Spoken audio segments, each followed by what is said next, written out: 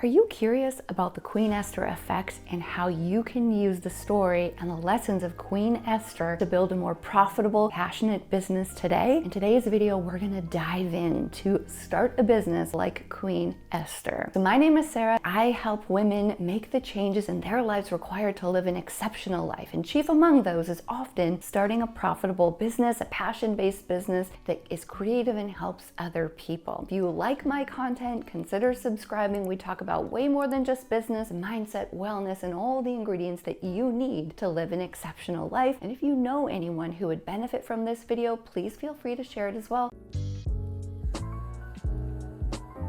So today's video is such a juicy topic. I even wore my little Queen Esther crown just in the spirit of this video. So why are we talking about Queen Esther today? Who is even Queen Esther? The Book of Esther is one of the most compelling stories in the Bible. And it is an amazing story of courage, faith, timing, and divine providence. So why are we talking about Queen Esther? Well, because that story has some very valuable lessons that I have used in my business and that I think you can use as well. Queen Esther was married to a king. The king actually didn't know that she was Jewish. And throughout her time as queen, it became known to her that there was a plot to get rid of all her people. If you haven't read it, you've got to read it, but it's a very amazing story of timing, courage, and enacting plan to save her people, which she does. So what are the main lessons that we can draw from Queen Esther? Well, number one is courage in the face of fear. Queen Esther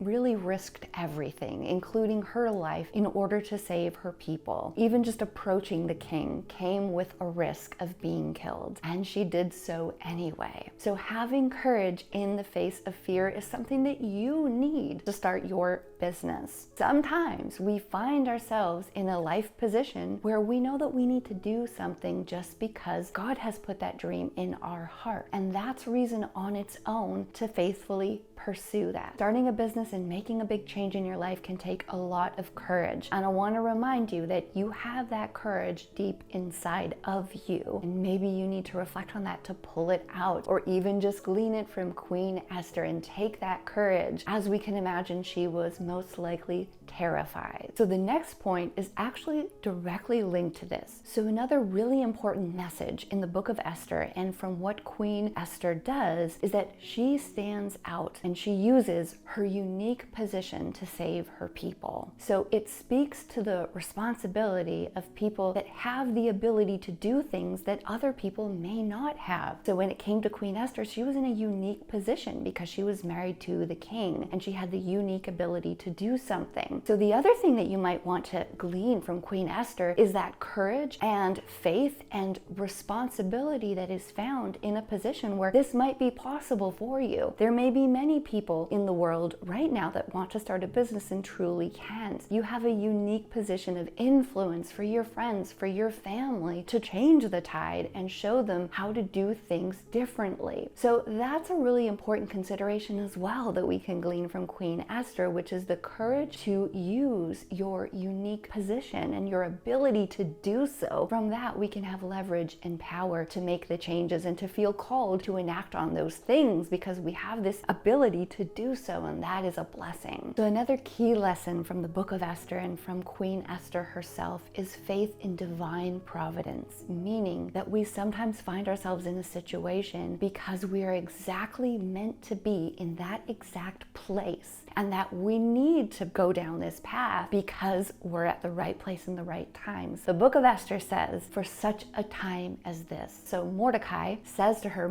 she was actually raised by Mordecai, she was an orphan, and he says to her, maybe you are the queen for such a time as this. So maybe we are exactly where we are meant to be to make this change in our life and ultimately the life of other people, because doing something like starting a business doesn't just have an immediate impact for you, it has an impact for your friends, your family, the people that you surround, even if it's as simple as I am being a role model for something outside of this rat race, the office 9 to 5, all that stuff that I may or may not believe in. I want to show people a different way. The Queen also shows the ability for women to contribute and the ability for women to make a measurable difference and have courage in difficult circumstances and have a ripple effect on the world. So that's another reason that I love the story of Queen Esther. Now, another key important lesson in the Book of Esther is that Queen Esther has her mentor. Mordecai actually raised her because she is an orphan, and she consults with him and he helps her, and he has very strong morals. So something else that I think we often overlook when we're starting a business is having those confidants that we can count on to provide us with good information. One of the key things that I provide in my program that help women start profitable businesses is that we have that mentorship, the ability to talk to people that are already doing it, and through them it infuses confidence in you. And through Mordecai, Queen Esther was able to derive courage and confidence from him and his feelings of what was right and wrong. So that mentorship, that community is so important to your success and your ability to persist at it even on the days when you may not feel like it. And there are those days, right? There are days where we're just gung-ho, we want to do it no matter what, and then there are days where we want to give up. And that's where that community, the mentorship can come in so handy. So looking at that parallel between Queen Esther and Mordecai is an imperative part of that story. Now let's get into my last point today, which is the juiciest of all. So one of the most compelling parts of Queen Esther and one of the most compelling parts of the story in the Book of Esther is the secrecy factor. She keeps her identity a secret for a very long time. And then when the time is right, she reveals her identity in order to save